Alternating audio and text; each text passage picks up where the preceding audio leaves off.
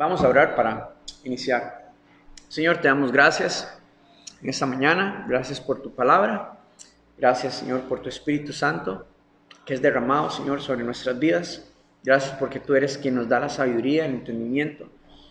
Padre Celestial, ponemos en tus manos este tiempo del mensaje para que seas tú, no los hombres, no nuestra sabiduría humana, Señor, y Señor, que seas tú completamente quien nos guíes a toda verdad por medio de tu Espíritu Santo, a través de tu palabra, Señor.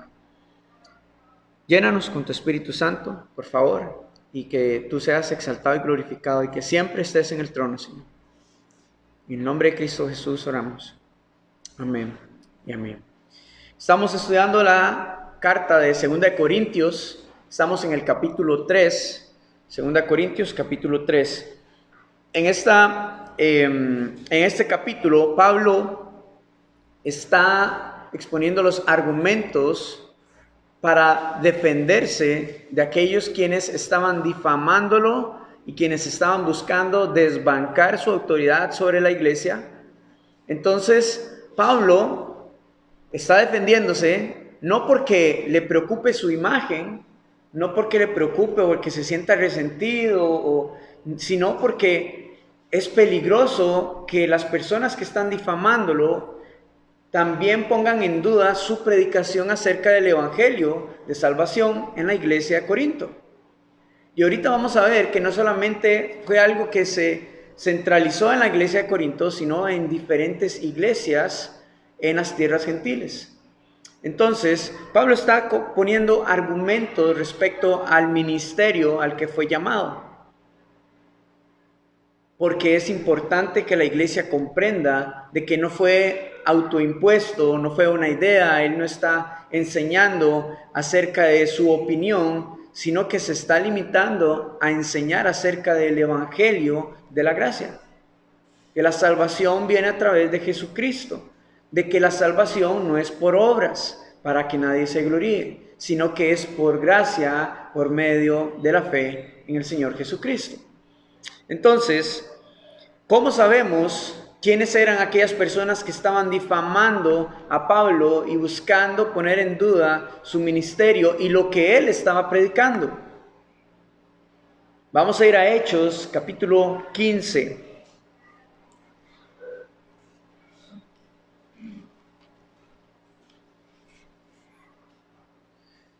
Ya habían bastantes situaciones en la iglesia de Corinto como para que se le añadieran ahora también falsas enseñanzas a la iglesia. En Hechos capítulo 15, versículo 1 hasta el 5, dice: entonces, algunos que venían de Judea, o sea, de Jerusalén, están hablando, en el contexto es que están saliendo hacia las tierras gentiles, algunos que venían de Judea enseñaban a los hermanos: si no os circuncidáis conforme al rito de Moisés, no podéis ser salvos. Como Pablo y Bernabé tuviesen una discusión y contienda no pequeña con ellos, o sea, una gran discusión, se dispuso que subiesen Pablo y Bernabé a Jerusalén, y algunos otros de ellos a los apóstoles y a los ancianos para tratar esta cuestión. Ellos pues, habiendo sido encaminados por la iglesia, pasaron por Fenicia y Samaria, contando la conversión de los gentiles, y causaban gran gozo a todos los hermanos. Y llegados a Jerusalén, fueron recibidos por la iglesia y los apóstoles y los ancianos, y refirieron todas las cosas que Dios había hecho con ellos. Pero algunos de la secta de los fariseos que habían creído se levantaron diciendo: es necesario circuncidarlos y mandarles que guarden la ley de Moisés. Este es el trasfondo, esta es la fuente del problema que está afectando a la iglesia de Corinto.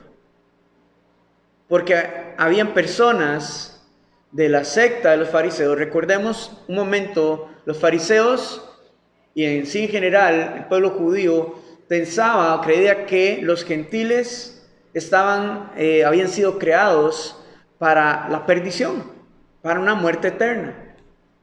Y que la única salvación la tenían ellos a través de su Mesías.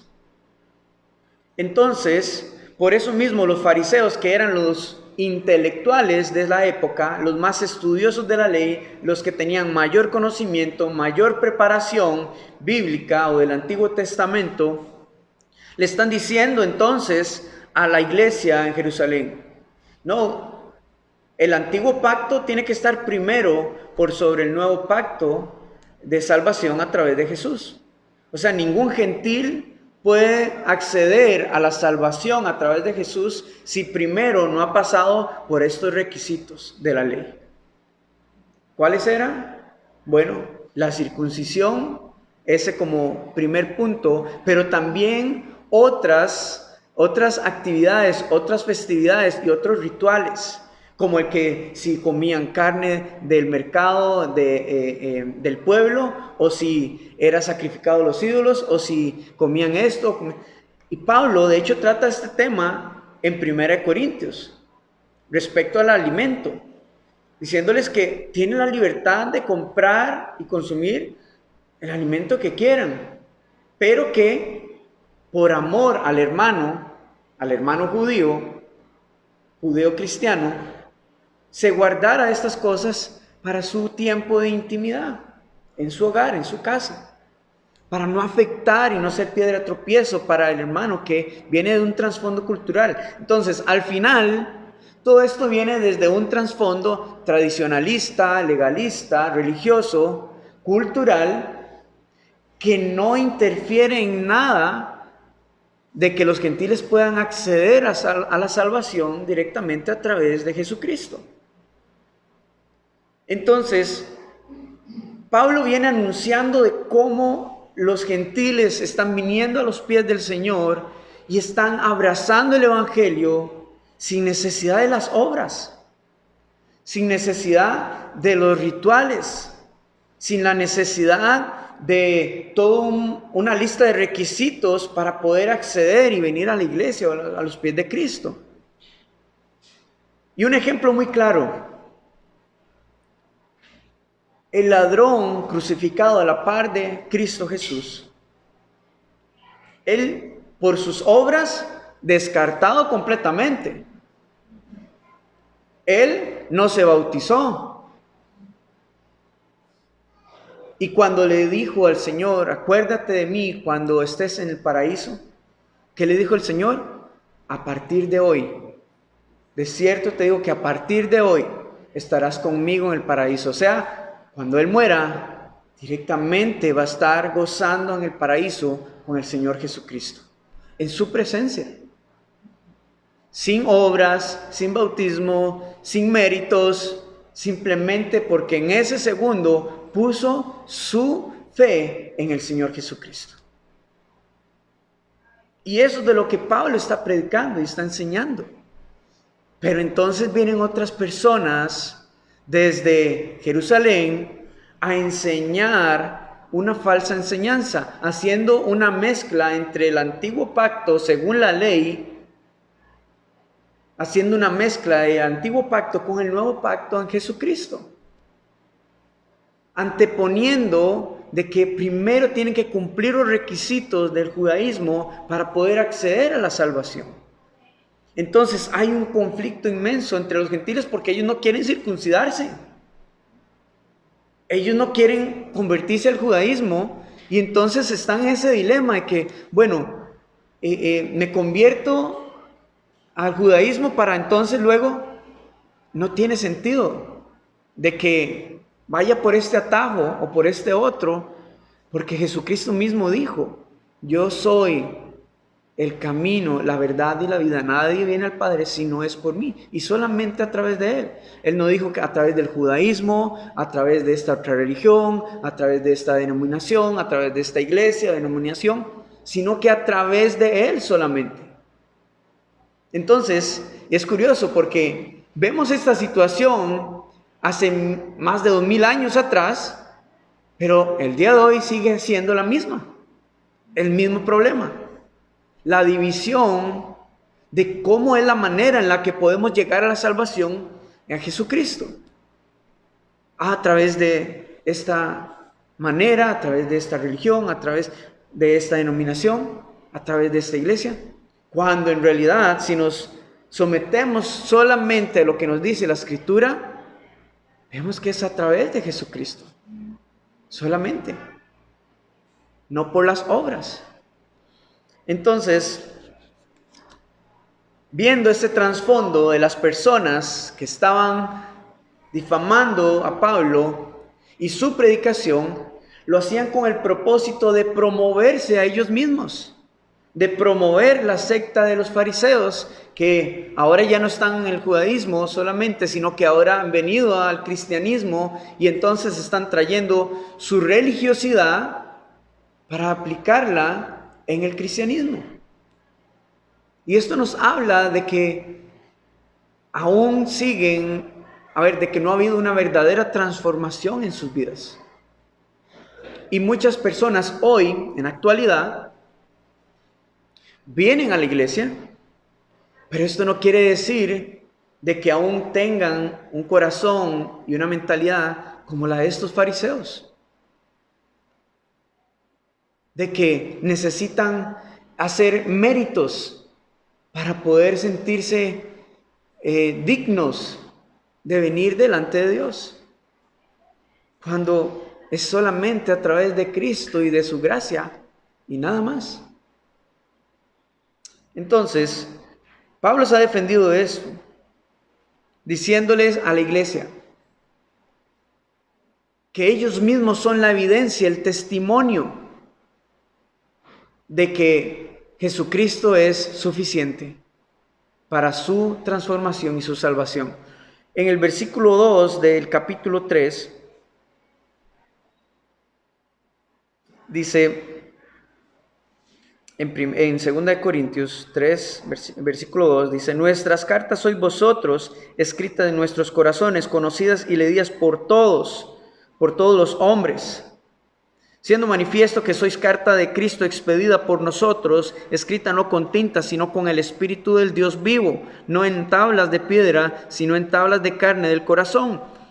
Esto porque muchos de estos falsos maestros venían con cartas de recomendaciones. Ya vimos de quién, de aquellos fariseos que habían creído. Entonces tenían acceso a las sinagogas y a las iglesias, porque así era como se manejaba. Entonces Pablo les dice: yo no necesito estas cartas, porque las cartas de recomendación y las cartas que evidencian que verdaderamente el evangelio de salvación es efectivo y suficiente, son ustedes. Porque en ustedes se ve el fruto del Espíritu para salvación. Ustedes mismos pueden ver el reflejo de cómo ha habido una transformación en sus vidas, en sus corazones, no por obligación, no por religiosidad, sino por una convicción que ha despertado un amor, un deseo y una pasión por buscar a Cristo. No importa lo que se ponga enfrente. Y que no es Pablo el que ha firmado sus corazones. Pablo no es el que ha persuadido sus corazones, sino que ha sido el Espíritu del Dios vivo mismo, quien ha venido en sus corazones a traer esta convicción y esta transformación. Entonces, en esa misma línea, entonces Pablo comienza a hacer un balance entre el pacto antiguo, según la ley, y el nuevo pacto, según Cristo. Y les dice: ambos tienen gloria, ambos son importantes, porque han sido dados por Dios. Pero el desenfoque ahí es que el judaísmo o los religiosos han puesto su mirada en la gloria del antiguo pacto según la ley, según las obras, y no han comprendido de qué se trata, o su propósito, el cual era evidenciar el pecado, evidenciar la maldad y evidenciar la incapacidad de poder hallar salvación por medio de las obras y por medio de sí mismos. Ese era el propósito.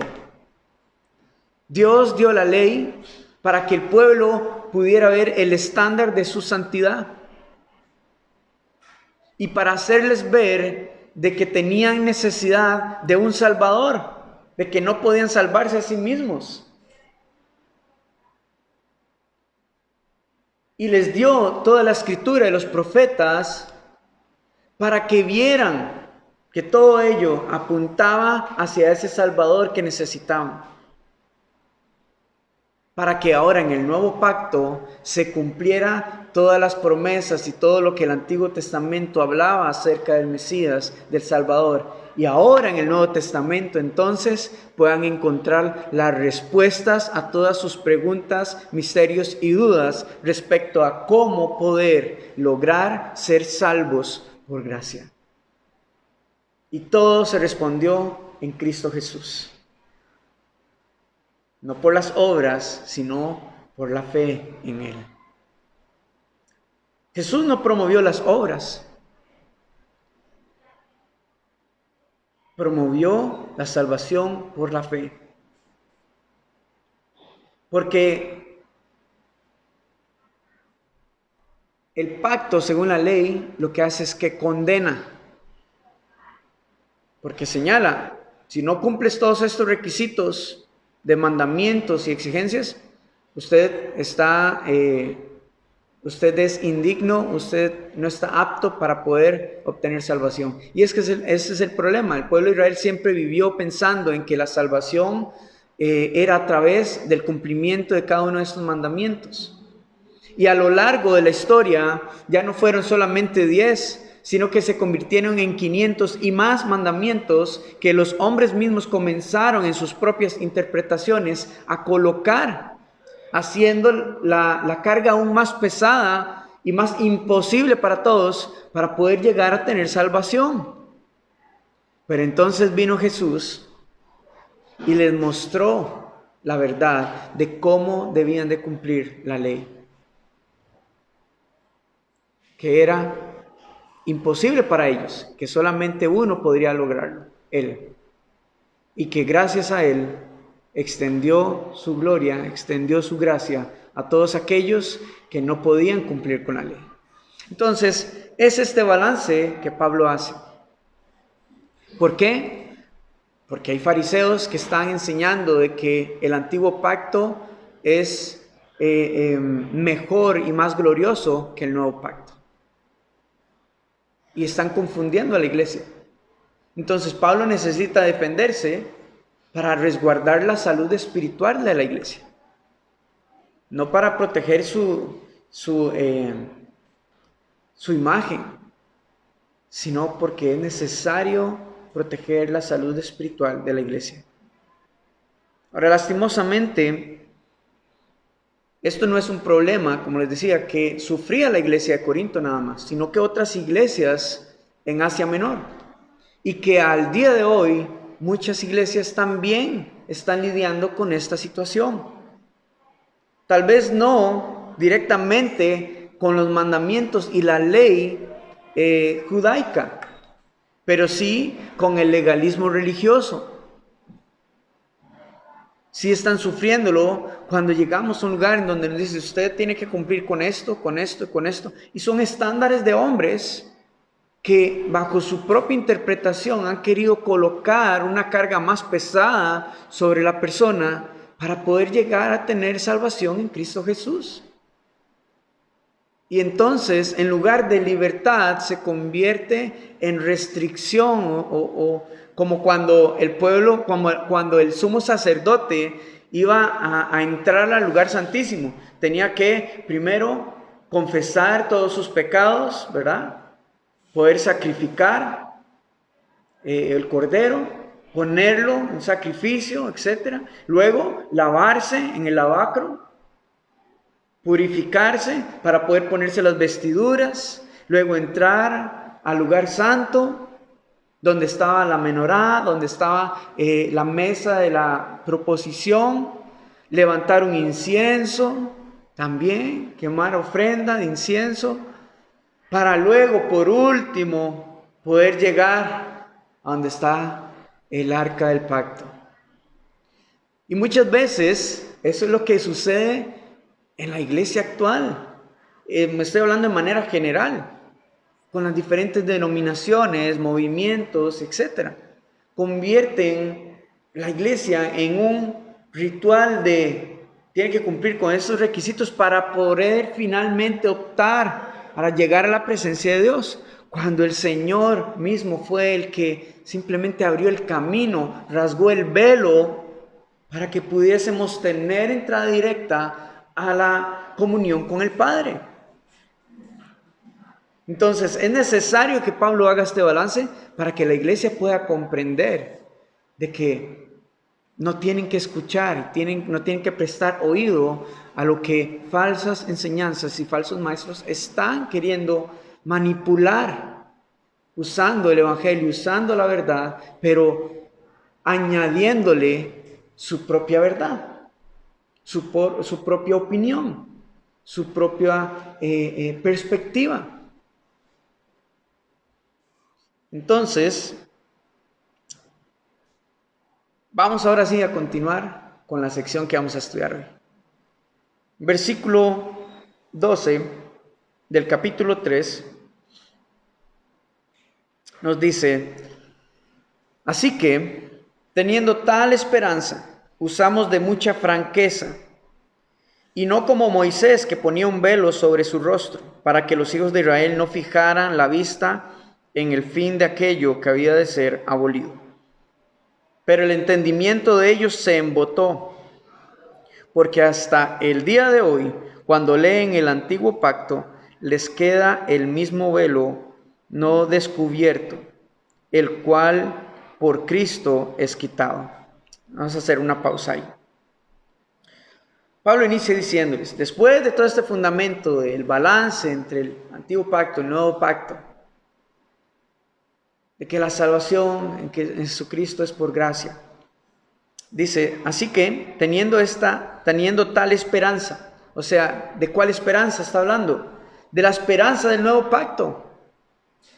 La esperanza de que en Jesucristo hay libertad para poder venir a sus pies, entregar nuestra vida a Él, tener salvación por la fe y ser transformados por su Espíritu. Y esa es la evidencia de que el Señor ha hecho su obra. Esta es la esperanza. Teniendo esta esperanza usamos de mucha franqueza. La palabra franqueza significa libertad. Entonces, Pablo lo que está haciendo, lo que se les está diciendo es que con toda transparencia y con toda libertad, Él enseña acerca del Evangelio de salvación. Porque es simple y sencillo, no es complicado. El ser humano lo complica. Cuando nosotros queremos meter mano con estrategias humanas, lo complicamos. Pero el Evangelio es simple y sencillo. Es todo a través de Jesús. Entonces Pablo les dice, esta es la esperanza del perdón total de nuestros pecados está en Jesús. Y que después de entregar nuestra vida a Él, su gracia nos es suficiente. Porque esto quiere decir que no es que vamos a ser completamente perfectos. Pero en medio de cada uno de nuestros errores, la gracia del Señor nos guarda, nos cubre, nos levanta para continuar. Hay personas que creen que cada vez que pecan, su salvación se pierde.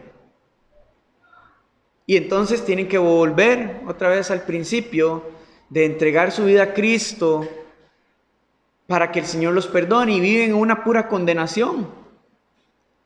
Porque continúan pecando, que seguimos en una carne de pecado. Pero la salvación en Cristo Jesús es una vez y para siempre, porque su sacrificio fue una vez y para siempre. No vivimos como en el pacto antiguo, en donde tenía el sacerdote que hacer continuos sacrificios día a día. Así que Jesucristo no tiene que morir todos los días. El que tiene que morir es usted, a sus deseos de la carne. Pero Cristo ya murió una vez y para siempre. Él dijo, consumado es, todo es cumplido. Y ahora lo que continúa estando a nuestro alcance es su gracia. Porque los que están en Cristo, ya no hay más condenación para los que están en Cristo. O sea, ya no tienes que vivir autocondenándote cada vez que caes en pecado. Ahora, no quiere decir que te quedes ahí. Quiere decir que la gracia te levanta, te restaura para que continuemos hacia adelante. Pero tu salvación sigue estando ahí. Es igual que cuando, como padre, mis hijos siguen siendo mis hijos por más errores que cometan. No les digo, no, ahora tiene que ganarse el privilegio de ser mi hijo. No, la relación continúa estando. Y es así cuando venimos a Cristo Jesús. Seguimos siendo hijos, hijas, a pesar de nuestros errores. Porque es por gracia. Y de eso se trata. No solo a la hora de acceder a la salvación, sino de continuar caminando en nuestra salvación. Versículo 13 dice, no como Moisés que ponía un velo sobre su rostro para que los hijos de Israel no fijaran la vista en el fin de aquello que había de ser abolido. Aquí nos esclarece un montón el por qué Moisés, cuando descendió en el libro de Éxodo, cuando desciende de la montaña, del monte Sinaí, con las tablas de la ley, y su rostro resplandecía, ¿por qué se puso un velo? No era para que pudieran verlo, y porque era una luz insoportable. No, sino que había un mensaje. No pongan su mirada en esta gloria, porque esta iluminación, este resplandor se va a desvanecer, al igual que se va a ir desvaneciendo la ley. ¿Cómo? Sí, se va a ir desvaneciendo a tal punto de que en el momento en el que llegue el nuevo pacto en Cristo, la ley deja de tener poder por sobre la humanidad o por sobre aquel que entrega su vida a Cristo. Entonces, el pueblo de Israel venera la ley. Pablo no está desmeritándola, es necesaria, porque es el reflejo, es el espejo de lo que somos, de lo que hacemos y de nuestra imposibilidad de poder llegar por nuestra propia cuenta delante de Dios. Pero ellos se embotaron, dice en el versículo 14. Saturaron su cabeza buscando cómo poder tener salvación a través de la ley. Cómo poder comprenderla, cómo poder descodificarla, cómo poder lograrlo.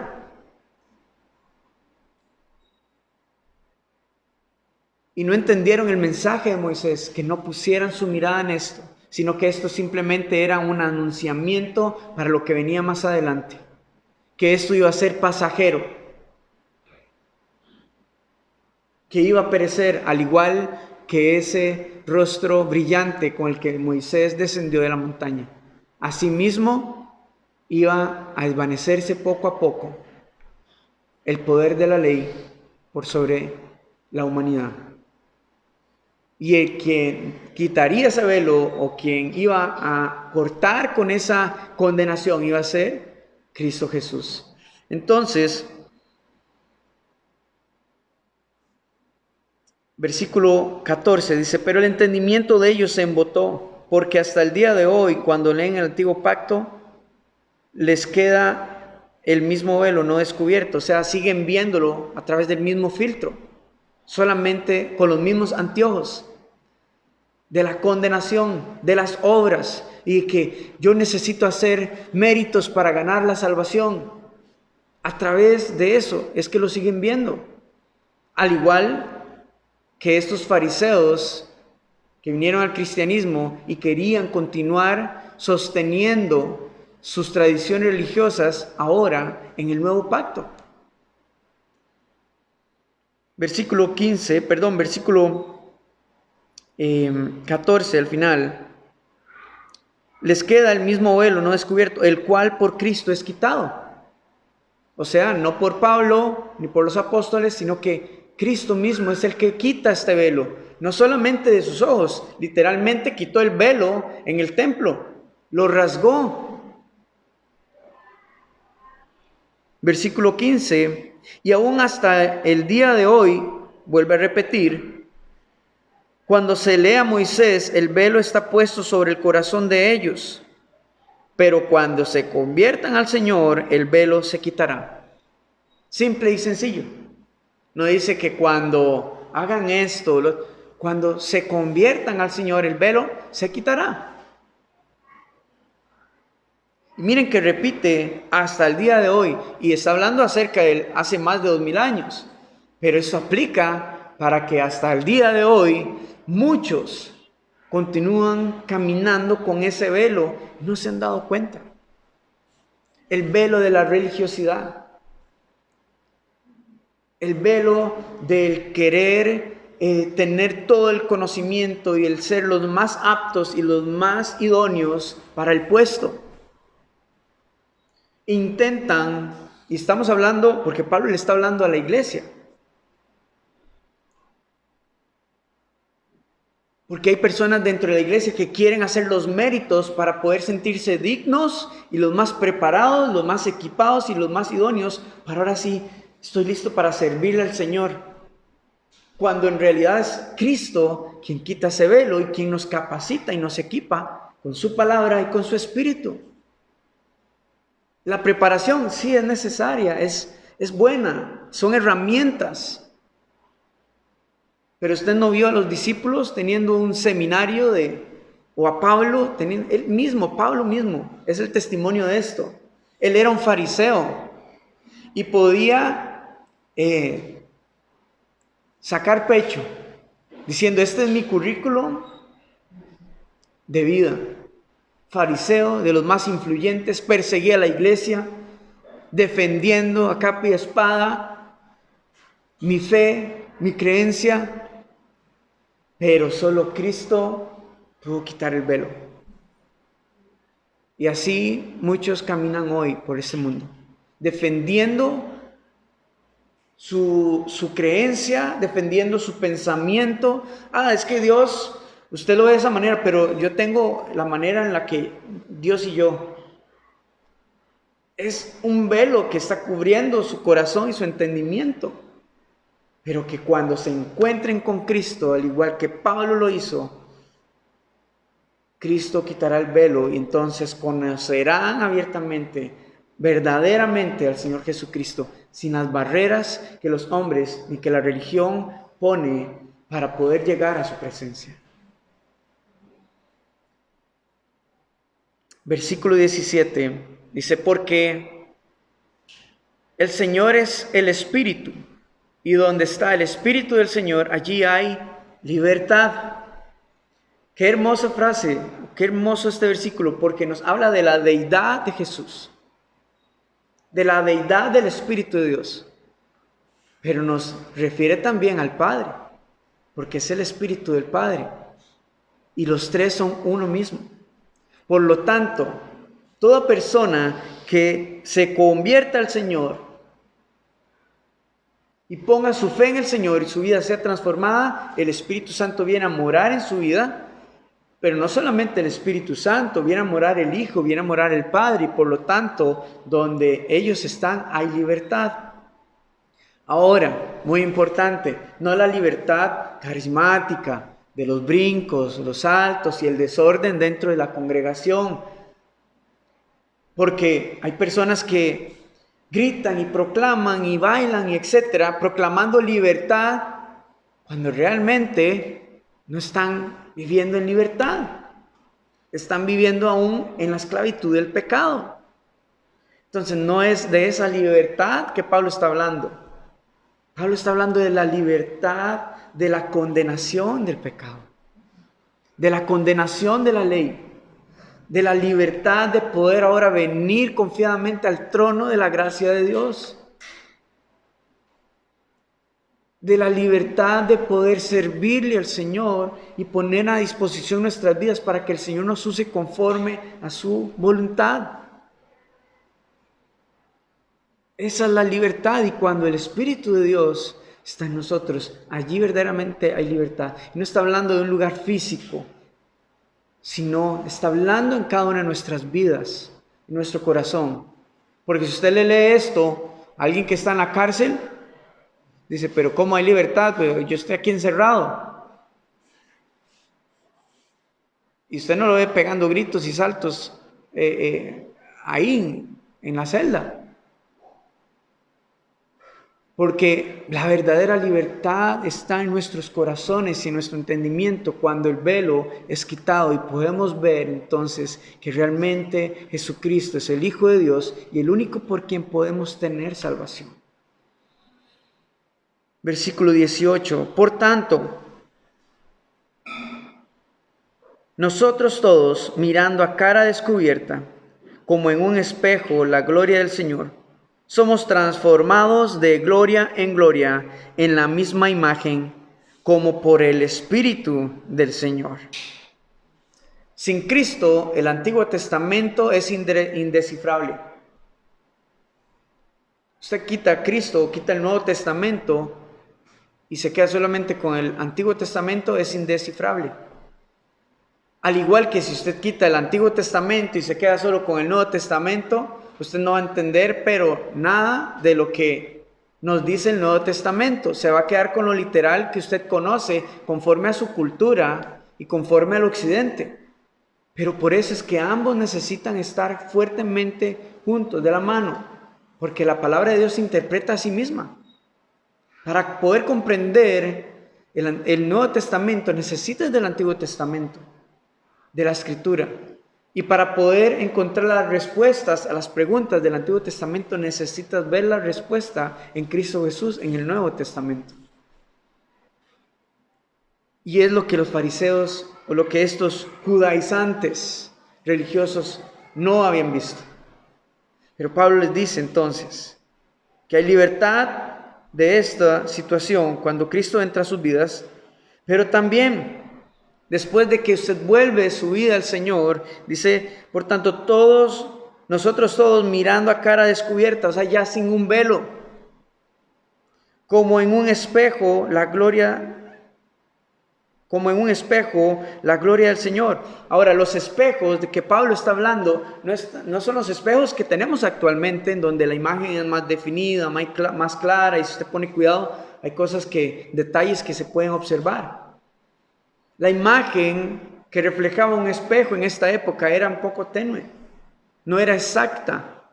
Aunque usted sabía que era usted el que se estaba viendo, había muchas cosas que no podía ver con claridad.